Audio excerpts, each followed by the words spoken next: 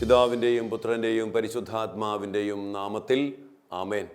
സ്വർഗീയ പിതാവേ, അങ്ങയുടെ പ്രിയപ്പെട്ട മകളായ പരിശുദ്ധ അമ്മയോട് കൂടെ ആയിരിക്കുവാൻ ഈ ഒക്ടോബർ മാസത്തിൽ ഞങ്ങളെ അനുവദിച്ചിരിക്കുന്ന അങ്ങയുടെ വലിയ സ്നേഹത്തെയും കരുണയെയും ഓർത്ത് അങ്ങയുടെ മക്കളായി ഞങ്ങൾ ഒന്നു ചേർന്ന് അങ്ങേക്ക് നന്ദി പറയുന്നു.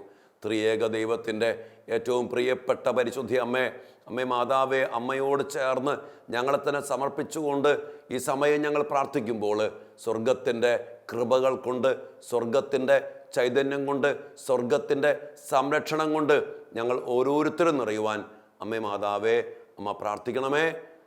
അമ്മയുടെ വിമല ഹൃദയത്തിലേക്ക് പ്രതീക്ഷിച്ചുകൊണ്ട് ഞങ്ങൾ പ്രാർത്ഥിക്കുന്നു. അമ്മേ, ദൈവകൃപ നിറഞ്ഞ മറിയമേ സ്വസ്തി, കർത്താവ് അങ്ങയോട് കൂടെ സ്ത്രീകളിൽ അങ്ങ് അനുഗ്രഹിക്കപ്പെട്ടവളാകുന്നു. അങ്ങയുടെ ഉദരത്തിൻ ഫലമായ ഈശോ അനുഗ്രഹിക്കപ്പെട്ടവനാകുന്നു.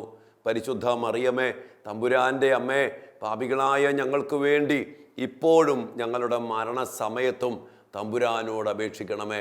ആമേൻ. ഈശോ മിശിഹായുടെ സകല വാഗ്ദാനങ്ങൾക്കും ഞങ്ങൾ യോഗ്യരാകുവാൻ സർവേശ്വരൻ്റെ പരിശുദ്ധ ദൈവമാതാവേ ഞങ്ങൾക്ക് വേണ്ടി അപേക്ഷിക്കണമേ. ഈശോയിൽ ഏറ്റവും പ്രിയപ്പെട്ട ദൈവമക്കളെ, ഒക്ടോബർ മാസത്തിൽ പരിശുദ്ധ അമ്മയോട് ചേർന്ന് ജപമാല ചൊല്ലി ശക്തമായ യുദ്ധത്തിലാണ് നമ്മൾ ഓരോരുത്തരും ഇപ്പോൾ ആയിരിക്കുക. നമ്മെ നശിപ്പിക്കുന്ന തിന്മകൾക്കെതിരെ, നമ്മെ തകർക്കുന്ന പൈശാചിക പീഡകൾക്കെതിരെ, നമുക്കെതിരെ നിൽക്കുന്ന എതിർ ശക്തികൾക്കെതിരെ സൈന്യാധിപയായ ശക്തയായ പരിശുദ്ധ അമ്മയോട് ചേർന്ന് നമ്മൾ യുദ്ധത്തിലാണ്. അതിനാൽ തന്നെ വലിയ സന്തോഷത്തോടും സമാധാനത്തോടും കൂടി നമുക്കായിരിക്കാം. കാരണം നമുക്ക് വേണ്ടി ഈ യുദ്ധം നേതൃത്വം വഹിക്കുന്നത് ദൈവ കൃപ നിറഞ്ഞ പരിശുദ്ധ അമ്മയാണ്. സാത്താന് ഏറ്റവും ഭയമുള്ള ആയുധമായ സാന്നിധ്യമായ പരിശുദ്ധ അമ്മയുടെ നേതൃത്വത്തിലും സാന്നിധ്യത്തിലുമാണ് നമ്മൾ ഈ യുദ്ധത്തിൽ ആയിരിക്കുക എന്നുള്ളത് നമുക്ക് വളരെയേറെ സന്തോഷമാണ്. അത് നമുക്ക് ഉറപ്പാണ്, അത് നമുക്ക് ശക്തിയാണ്. നമുക്കറിയാം, വിശുദ്ധ ബെർണാർഡ് പരിശുദ്ധ അമ്മയെക്കുറിച്ച് പറയുമ്പോൾ എത്രയും ദയയുള്ള മാതാവ് എന്നുള്ള പ്രാർത്ഥനയിൽ പ്രാർത്ഥിക്കുന്നുണ്ട്. അമ്മയുടെ സഹായം അപേക്ഷിച്ചവരിൽ ഒരുവൻ പോലും ഉപേക്ഷിക്കപ്പെട്ടതായി ലോകത്തിൽ കേട്ടിട്ടില്ല. നമ്മുടെ ഏത് അവസ്ഥയിലും, ഏത് വേദനയിലും, ഏത് പ്രതിസന്ധികളിലും, ഏത് തകർച്ചയിലും, ഏത് ദുരവസ്ഥയിലും, ഏത് പാപത്തിൻ്റെ ചെളിക്കുണ്ടിലാണെങ്കിലും എൻ്റെ പ്രിയപ്പെട്ടവരെ, അമ്മയുടെ സഹായം അപേക്ഷിച്ചവരിൽ ഒരുവൻ പോലും ഉപേക്ഷിക്കപ്പെട്ടതായി ലോകത്തിലേ കേട്ടിട്ടില്ലെന്ന്. നമുക്കറിയാം, നമ്മൾ ഏതെങ്കിലും ഒരു ശുശ്രൂഷയോ എന്തെങ്കിലും ഒരു വിരുന്നോ ആഘോഷമോ നടത്തുമ്പോൾ ചില വ്യക്തികളുടെ സാന്നിധ്യം ഉണ്ടെങ്കിൽ നമുക്കതൊരു ഉറപ്പാണ്. ഇപ്പോൾ ഉദാഹരണമായിട്ട് അച്ഛൻ പറയുകയാണെങ്കിൽ, അച്ഛൻ്റെ മീഡിയ മിനിസ്ട്രിയും എഡിറ്റിങ്ങും മറ്റു കാര്യങ്ങൾ ചെയ്യുന്ന ഒരു റെജി സഹോദരനുണ്ട്. അവൻ വന്നിട്ടുണ്ടെങ്കിൽ ശുശ്രൂഷയ്ക്ക് കയറണേക്കാന് മുമ്പ് അല്ലെങ്കിൽ ആ സമയത്ത് അവൻ വന്നിട്ടുണ്ട് എന്ന് ഉറപ്പായാൽ ഉണ്ടെങ്കിൽ നമുക്കൊരു കോൺഫിഡൻസാണ്. ആ ഭാഗത്തേക്ക് നമ്മൾ തിരിഞ്ഞു നോക്കേണ്ട കാര്യമില്ല, അതവൻ ചെയ്തോളും. അല്ലെങ്കിൽ ചില വിരുന്നാഘോഷിക്കുമ്പോൾ, വിവാഹ വിരുന്നോ അല്ലെങ്കിൽ മറ്റെന്തെങ്കിലും വിരുന്നാഘോഷിക്കുമ്പോൾ ഒരു വ്യക്തി, നമുക്കറിയാം നമ്മുടെ കുടുംബത്തിൽ ആരെങ്കിലും ഉണ്ടാവും, ആ വ്യക്തി ഇപ്പോൾ ജോസേട്ടനോ അല്ലെങ്കിൽ ജോസനോ, നമ്മുടെ പ്രിയപ്പെട്ട അല്ലെങ്കിൽ ഇതുമായിട്ട് ബന്ധപ്പെട്ട ആരെങ്കിലും വന്നിട്ടുണ്ട്, ഇവിടെ ഉണ്ട് എന്ന് അറിഞ്ഞാൽ നമുക്ക് പിന്നെ ഒരു ഉത്കണ്ഠയില്ല. കാരണം ആ വ്യക്തി അത് ചെയ്തുകൊള്ളും. ഈ വ്യക്തി വന്നിട്ടുണ്ടെങ്കിൽ ഇന്നത്തെ കാര്യത്തിൽ ആ മേഖല ചിലപ്പോൾ ഭക്ഷണ മേഖലയായിരിക്കാം, അല്ലെങ്കിൽ മധ്യസ്ഥ പ്രാർത്ഥന ഗ്രൂപ്പ്, ചില വ്യക്തികൾ വന്നിട്ടുണ്ടോ, ഓക്കെ, ഇനി മധ്യസ്ഥ പ്രാർത്ഥന ശക്തമായിട്ട് പോയിക്കോളും. ചില വ്യക്തികളുടെ സാന്നിധ്യം, പ്രിയപ്പെട്ട ദൈവമക്കളെ, നമുക്കൊരു കോൺഫിഡൻസാണ്, ഒരു ഉറപ്പാണ്. നിങ്ങൾക്കും അങ്ങനെ ഉണ്ടായി കാണുമില്ലേ? ചില കാര്യങ്ങൾ തീരുമാനിക്കുമ്പോൾ ആ വ്യക്തി ഉണ്ടോ, ഓക്കെ, നല്ല തീരുമാനമായിരിക്കും. ആ വ്യക്തിയെക്കുറിച്ച് നമുക്കൊരു ഉറപ്പുണ്ട്. കാരണം എന്താ? ആ വ്യക്തി തൻ്റെ ജീവിതം കൊണ്ട്, തൻ്റെ തീരുമാനങ്ങൾ കൊണ്ട്, തൻ്റെ പ്രവൃത്തികൾ കൊണ്ട് ഇതിനോടകം നമുക്ക് ഒരു വിശ്വാസം നൽകിയിട്ടുണ്ട്, ഒരു വിശ്വാസം നമ്മിൽ ജനിപ്പിച്ചിട്ടുണ്ട്. അത് ആ വ്യക്തിയുടെ മഹത്വമാണ്. ഇന്ന് നമ്മൾ കാണുക പരിശുദ്ധ അമ്മ നമ്മെ സംബന്ധിച്ച് ഉറപ്പുള്ള ഒരു കോട്ടയാണ്, ഉറപ്പുള്ള നങ്കൂരമാണ്, ഉറപ്പുള്ള സാന്നിധ്യമാണ്. കാരണം എന്താണ്? അമ്മയുടെ ജീവിതം കൊണ്ട്, അമ്മയുടെ മാതൃക കൊണ്ട്, അമ്മയുടെ ഇടപെടൽ കൊണ്ട് അമ്മ ഇതിനോടകം നമ്മുടെ ജീവിതത്തിൽ ഉറപ്പുള്ള ഒരു സാന്നിധ്യമായിട്ട് നമുക്ക് മാറി. ഞാൻ ഈ ദിവസങ്ങളിലൊക്കെ ആരാധനയ്ക്കിരിക്കുമ്പോൾ ഒക്ടോബർ മാസത്തിൽ നമ്മുടെ റോസറി വാരിയേഴ്സ് ശക്തമായിട്ട് യുദ്ധം ചെയ്തുകൊണ്ട് മുന്നോട്ട് പോകുമ്പോൾ ഒത്തിരിയേറെ മേഖലകൾക്ക് വേണ്ടി അമ്മയുടെ മധ്യസ്ഥത്തിൽ പ്രാർത്ഥിക്കാനായിട്ട് ദൈവം നമ്മോട് ആവശ്യപ്പെട്ടിട്ടുണ്ട്. അങ്ങനെ പ്രാർത്ഥിച്ചു പോകുമ്പോൾ ഞാൻ ഈ അമ്മയെക്കുറിച്ച് ഇങ്ങനെ ചിന്തിക്കുകയും ധ്യാനിക്കുകയും ചെയ്യായിരുന്നു. മേരി അഗ്രഡ എന്ന് പറയുന്ന സ്പാനിഷ് മിസ്റ്റിക് ആയിട്ടുള്ള ഒരു മകള്, നമുക്കറിയാം, ഒരു സിറ്റി ഓഫ് ഗോഡ് എന്ന് പറയുന്ന ഒരു പുസ്തകമുണ്ട്, 3 വോളിയം പുസ്തകം. ആ പുസ്തകത്തിൽ തിരുക്കുടുംബത്തെക്കുറിച്ച് വളരെ മനോഹരമായിട്ട് പറയുന്നുണ്ട്, അമ്മയെക്കുറിച്ചും. അതും തിരുവചനത്തിൽ കാണുന്ന അമ്മയെയും കൂട്ടി ഞാൻ ധ്യാനിച്ചു. അമ്മയുടെ ജീവിതത്തിൻ്റെ ഒരു ഉറപ്പ്, ജീവിതം കൊണ്ട് താൻ ബലമുള്ളവളാണെന്നും താൻ കൃപ നിറഞ്ഞവളാണെന്നും ശക്തിയുള്ളവളാണെന്നും ധീരതയുള്ള വ്യക്തിയാണെന്നും അമ്മ വളരെ വ്യക്തമായിട്ട് സ്ഥാപിച്ചിട്ടുണ്ട്. നമുക്കറിയാം, ഒരു ഉറപ്പില്ലാത്ത വ്യക്തികളെയൊന്നും നമ്മളങ്ങനെ വിശ്വസിക്കുന്നില്ല. 1-2 പ്രാവശ്യം നമ്മൾ വിചാരിക്കണ പോലെ കാര്യങ്ങൾ നടന്നില്ലെങ്കിൽ, സംഗതി കൊളായിട്ടുണ്ടെങ്കിൽ പിന്നെ നമ്മൾ ആ വ്യക്തിയെ വിശ്വസിക്കത്തില്ല. ആ വ്യക്തിയുടെ ജീവിതത്തിൽ എന്തെങ്കിലും പോരായ്മകളോ കുറവുകളോ വീഴ്ചകളോ സംഭവിച്ചിട്ടുണ്ടെങ്കിൽ പിന്നെ നമ്മൾ ആ വ്യക്തിയെ അധികം വിശ്വസിക്കാൻ പോകത്തില്ല. പരിശുദ്ധ അമ്മയുടെ ജീവിതത്തിലേക്ക് വന്ന് നോക്കിക്കേ.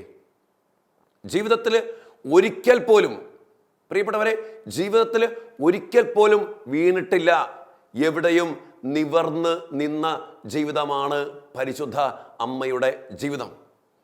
പരിശുദ്ധ മാലാഖ പരിശുദ്ധ അമ്മയുടെ അരികിലേക്ക് വന്നിട്ട് പറയുകയാണ്, നീ ഗർഭം ധരിച്ച് ഒരു പുത്രനെ പ്രസവിക്കും, നീ ദൈവകൃപ നിറഞ്ഞവളാണ്, നീ ദൈവസന്നിധിയിൽ കൃപ കണ്ടെത്തിയിരിക്കുന്നു, നീ ഗർഭം ധരിച്ച് പുത്രനെ പ്രസവിക്കും. അപ്പോൾ മാതാവ് അവിടെ തന്നെ താഴാല ചെയ്യുന്നേ, മാതാവ് എടുത്തൊരു തീരുമാനമുണ്ട്, കന്യകാവ്രതത്തിൻ്റെ തീരുമാനം. ആ തീരുമാനമനുസരിച്ച് ഒരിക്കലും പുരുഷനെ അറിയുന്നില്ല. ആ അടിസ്ഥാനം അതാണ്. യൗസപിതാവിൻ്റെയും മാതാവിൻ്റെയും വിവാഹ ജീവിതത്തിൻ്റെ അടിസ്ഥാനം ബ്രഹ്മചര്യത്തിൻ്റെയും കന്യകാവ്രതത്തിൻ്റെയും അടിസ്ഥാനത്തിലാണ്. 13-ാമത്തെ വയസ്സിൽ ബ്രഹ്മചര്യവ്രതം നേർന്ന യൗസപിതാവും 3-ാമത്തെ വയസ്സിൽ ദേവാലയത്തിൽ സമർപ്പിക്കപ്പെട്ട് പിന്നീട് കന്യകാവ്രതം ദൈവത്തിന് സമർപ്പിച്ച പരിശുദ്ധ അമ്മയും കന്യകാവ്രതത്തിൻ്റെയും ബ്രഹ്മചര്യത്തിൻ്റെയും അടിസ്ഥാനത്തിലായിരുന്നു ഇവരുടെ വിവാഹ ജീവിതം. അതുകൊണ്ട് ഒരിക്കലും ഒരു ദാമ്പത്യ ബന്ധം അവരുടെ ജീവിതത്തിൽ ഉണ്ടാകത്തില്ല, അത് ഉറപ്പാ.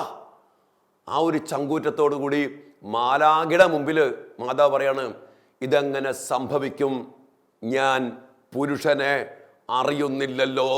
അവിടെയാണ് മാലാഖ കാര്യങ്ങളൊക്കെ വ്യക്തമാക്കി പറഞ്ഞു, നീ കന്യകാവ്രതമൊന്നും അതിനു വേണ്ടി നഷ്ടപ്പെടുത്തേണ്ടതില്ല, പരിശുദ്ധാത്മാവ് നിന്റെ മേൽ വരും, അത്യുന്നതൻ്റെ ശക്തി നിന്റെ മേൽ ആവസിക്കും, അപ്പോൾ ഈ പറഞ്ഞ വചനം മാംസം ധരിക്കും. യെസ്, ഓക്കെ, ഇതാ കർത്താവിൻ്റെ ദാസി.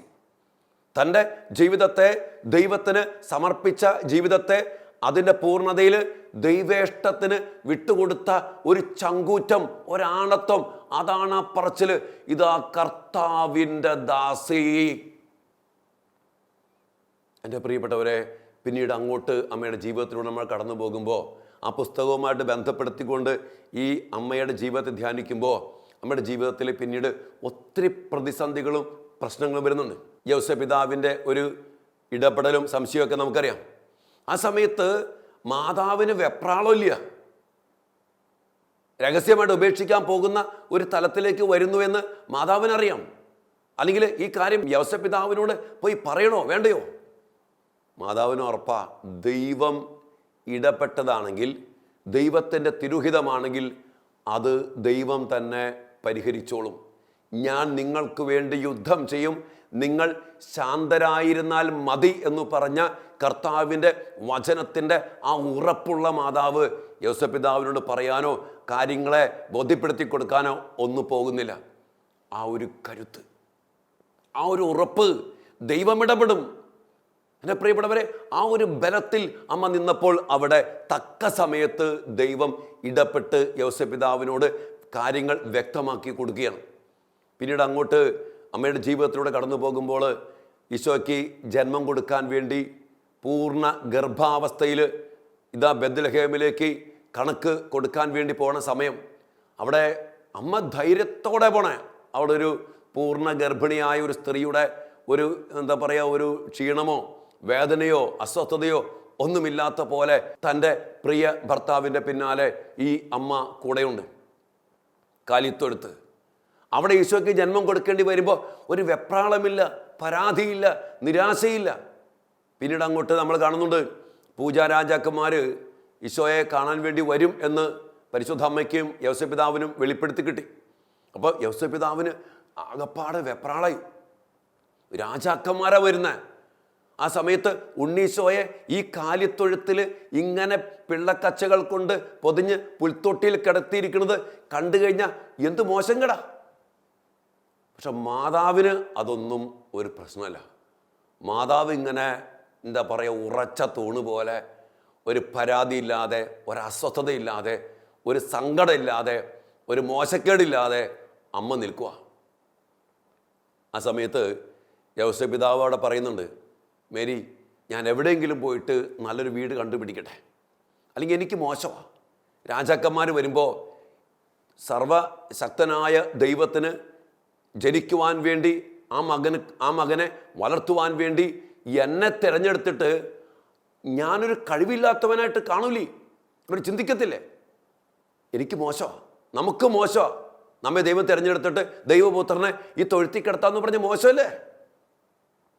അപ്പം മാതാവ് പറയുന്നുണ്ട്, ചേട്ടാ, ദൈവത്തിൻ്റെ ഇഷ്ടം പൂജാരാജാക്കന്മാർ ഈശോയെ ഈ പുൽത്തൊട്ടിയിൽ കാണണമെന്നും ഈ പുൽത്തൊട്ടിയുടെ മുമ്പിൽ മുട്ടുകുത്തി ഈശോയെ ആരാധിക്കണം എന്നതുമാണ് ദൈവത്തിൻ്റെ തിരുഹിതം. ആ ബലം കണ്ടോ?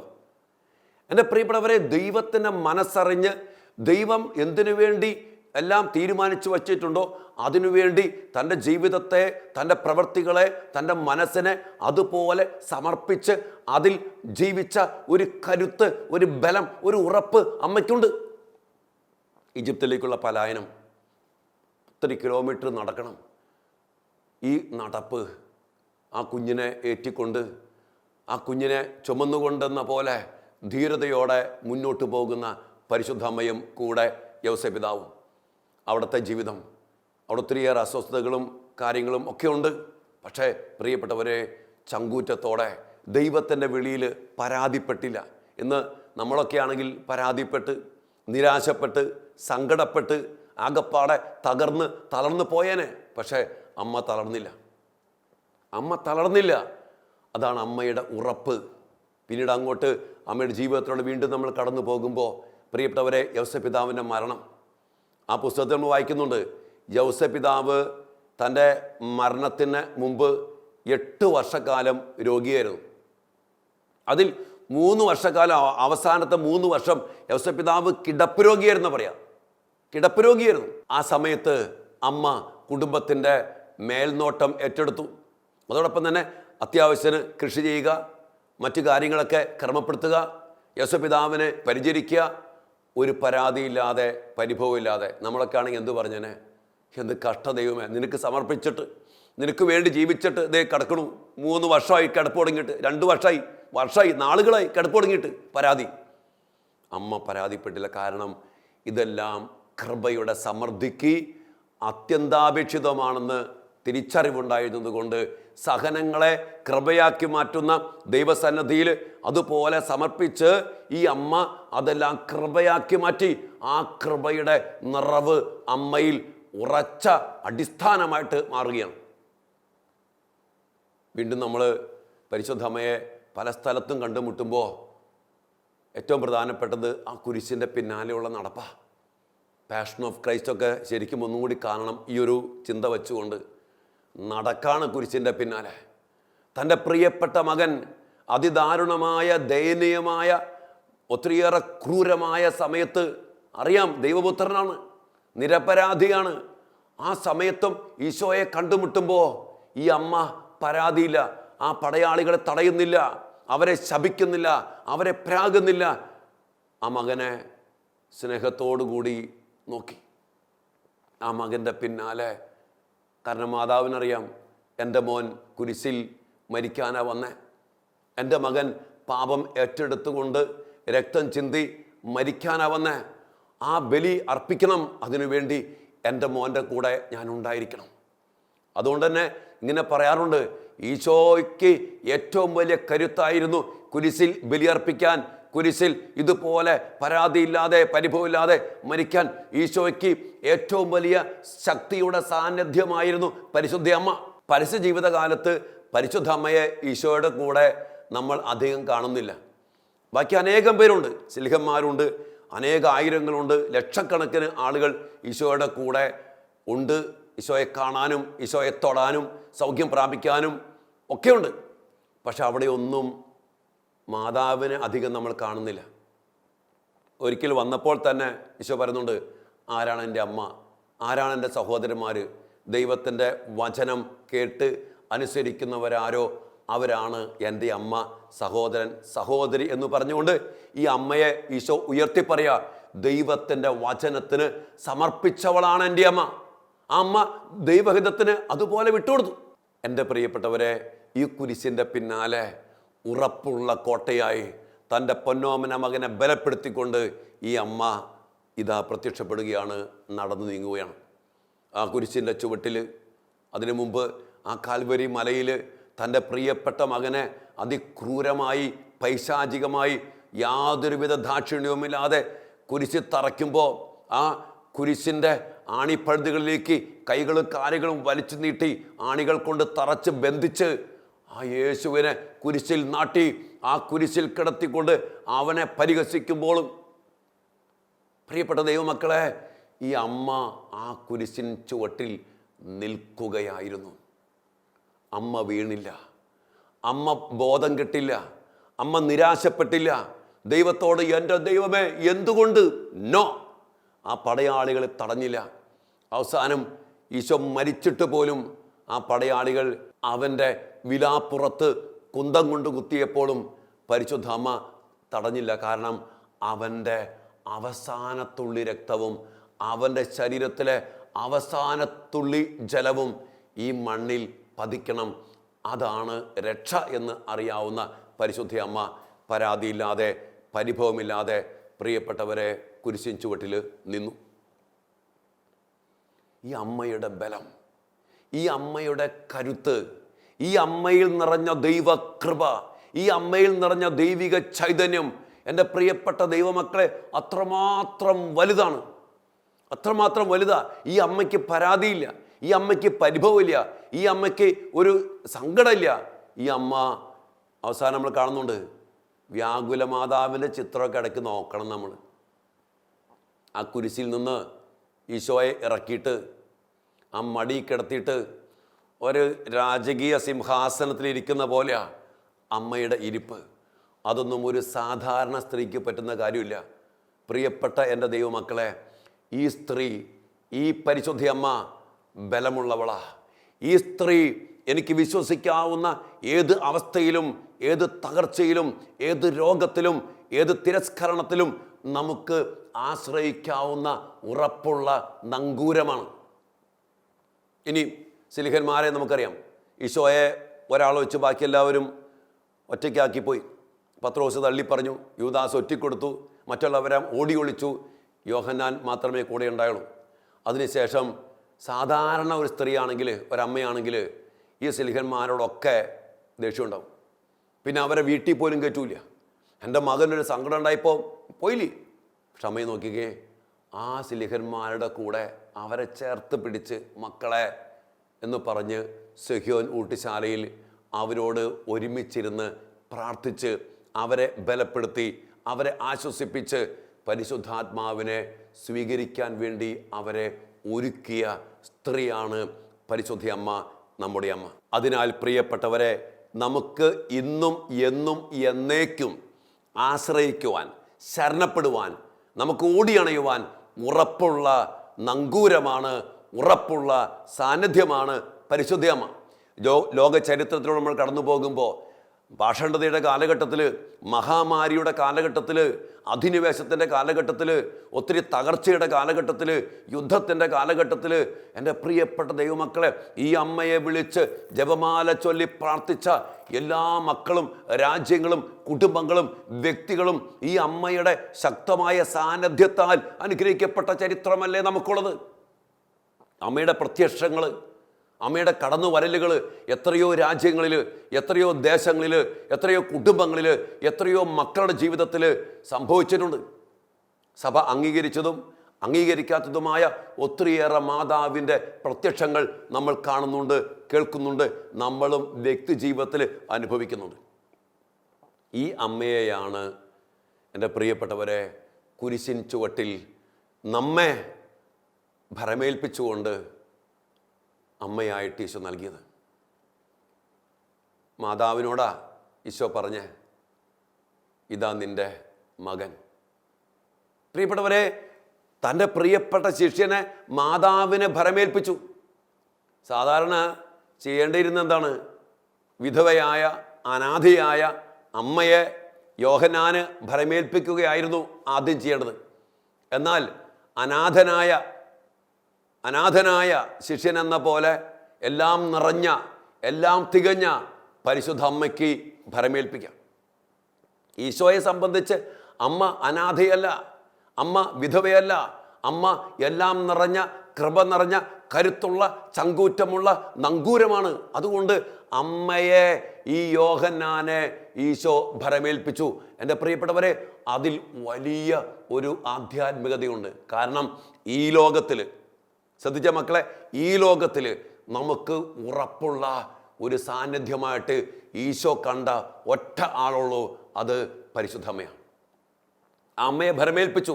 അതുകൊണ്ട് യോഹന്നാനെ പോലെ നമ്മളും കുരിശിൻ ചുവട്ടിൽ നിന്ന് കർത്താവിൻ്റെ ബലി സ്വന്തമാക്കി കർത്താവിനെ സ്വീകരിച്ച് യേശുവിൻ്റെ ഈ അന്ത്യാഭിലാഷം പോലെയുള്ള ഈ പരിശുദ്ധ അമ്മയെ സ്വന്തമായിട്ട് അമ്മയായിട്ട് സ്വീകരിക്കുവാൻ നമുക്ക് സാധിക്കണം. അതിന് സാധിക്കണമെങ്കിൽ ഈശോ നമുക്ക് ഓൾറെഡി നൽകിക്കഴിഞ്ഞു. നമുക്ക് ഈശോ നൽകിക്കഴിഞ്ഞു. യോഹന്നാനെ പോലെ ആ നിമിഷം മുതൽ അവൻ അവളെ സ്വന്തം ഭവനത്തിൽ സ്വീകരിച്ചു. നമ്മൾ ജപമാല ചൊല്ലുമ്പോൾ, അമ്മയെ വിളിച്ച് പ്രാർത്ഥിക്കുമ്പോൾ, എൻ്റെ പ്രിയപ്പെട്ടവരെ, ഈ അമ്മ നമ്മുടെ കുടുംബത്തിലെ സാന്നിധ്യമായിട്ട് മാറുകയാണ്. ഏത് പ്രശ്നം ഉണ്ടായിക്കോട്ടെ, ഏത് കാറ്റടിച്ചോട്ടെ, ഏത് മഹാമാരി കടന്നു വന്നോട്ടെ, ഏത് തകർച്ച കടന്നു വന്നോട്ടെ, ഈ അമ്മയുണ്ടോ കൂടെ, ഈ അമ്മയുടെ സാന്നിധ്യമുണ്ടോ കൂടെ. ഈ ജപമാലയിലൂടെ നമ്മൾ അമ്മയെ വിളിച്ച് പ്രാർത്ഥിക്കുമ്പോൾ, പ്രിയപ്പെട്ട ദൈവമക്കളെ, ഈ അമ്മ നമുക്ക് ഉറപ്പുള്ള സാന്നിധ്യമായിട്ട് വരും. അമ്മയുടെ സഹായം അപേക്ഷിച്ചവരിൽ ഒരുവൻ പോലും ഉപേക്ഷിക്കപ്പെട്ടതായി ലോകത്തിൽ കേട്ടിട്ടില്ല. അതുകൊണ്ട് എൻ്റെ പ്രിയപ്പെട്ടവരെ, ഒത്തിരിയേറെ സങ്കടത്തിൻ്റെ കാലഘട്ടത്തിലൂടെ നമ്മൾ കടന്നു പോകുന്നത്, പല പല പ്രതിസന്ധികൾ, മഹാമാരിയുടെ കാലഘട്ടം, അധിനിവേശത്തിൻ്റെ കാലഘട്ടം, ഒത്തിരിയേറെ പൈശാചികമായ പീഡകളും കൊണ്ട് സഭയെ തകർക്കുന്ന കാലഘട്ടം, സഭയിലും ഒത്തിരിയേറെ പ്രശ്നങ്ങൾ, ഓരോ മേഖലകളിലും നമുക്കറിയാം. ഈ മേഖലകളിലൊക്കെ ഈ പരിശുദ്ധ അമ്മയെ നമുക്കുറച്ച് വിശ്വസിക്കാവുന്ന അമ്മയുണ്ടോ? പരിഹാരമുണ്ട്. അമ്മയുണ്ടോ? സംരക്ഷണമുണ്ട്. അമ്മയുണ്ടോ? സാത്താൻ പരാജയപ്പെടും. അമ്മയുണ്ടോ? അവിടെ സമൃദ്ധിയുണ്ട്. കാനായിലെ വീട്ടിൽ ലഹരി നഷ്ടപ്പെട്ടു പോയ ആ സമയത്ത് ഇടപെട്ട അമ്മ നമ്മുടെ ജീവിതത്തിൽ ഇടപെടും. സ്ലീഹന്മാരെ ഈ ദയനീയമായ അവസ്ഥയിൽ ചേർത്ത് പിടിച്ച് പരിശുദ്ധാത്മാവിനെ സ്വീകരിക്കാൻ വേണ്ടി ഒരുക്കി ഉന്നതമായ അഭിഷേകത്തിൽ നിറച്ച് വലിയ ചൈതന്യത്തിൽ, വലിയ കരുത്തിൽ ആക്കുവാൻ അവരെ സഹായിച്ച അമ്മ നമ്മുടെ കൂടെ ഉണ്ട്.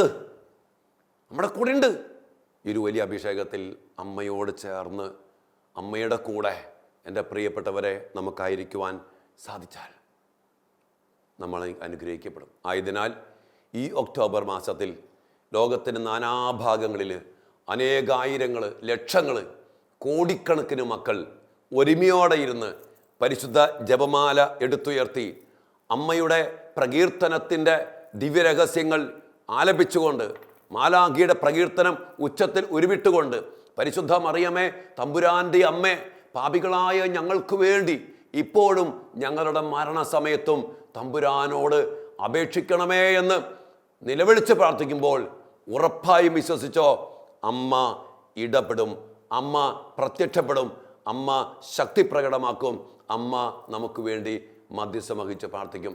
സ്നേഹത്തോടെ ഈ വിശ്വാസത്തിൻ്റെ ഉറപ്പുള്ള നങ്കൂരമാകുന്ന പരിശുദ്ധ അമ്മയുടെ വിമല ഹൃദയത്തിലേക്ക് നമ്മയും നമ്മുടെ കുടുംബങ്ങളെയും ലോകം മുഴുവനെയും എല്ലാ നിയോഗങ്ങളോടും പ്രാർത്ഥനയോടും കൂടെ സമർപ്പിച്ചുകൊണ്ട് നമുക്കൊരുമിച്ച് പ്രാർത്ഥിക്കാം. ദൈവകൃപ നിറഞ്ഞ മറിയമേ സ്വസ്തി, കർത്താവ് അങ്ങയോട് കൂടെ, സ്ത്രീകളിൽ നീ അനുഗ്രഹിക്കപ്പെട്ടവളാകുന്നു, അങ്ങയുടെ ഉദരത്തിൻ ഫലമായ ഈശോ അനുഗ്രഹിക്കപ്പെട്ടവനാകുന്നു. പരിശുദ്ധ മറിയമേ, തമ്പുരാൻ്റെ അമ്മേ, പാപികളായ ഞങ്ങൾക്ക് വേണ്ടി ഇപ്പോഴും ഞങ്ങളുടെ മരണസമയത്തും തമ്പുരാനോട് അപേക്ഷിക്കണമേ. ആമേൻ.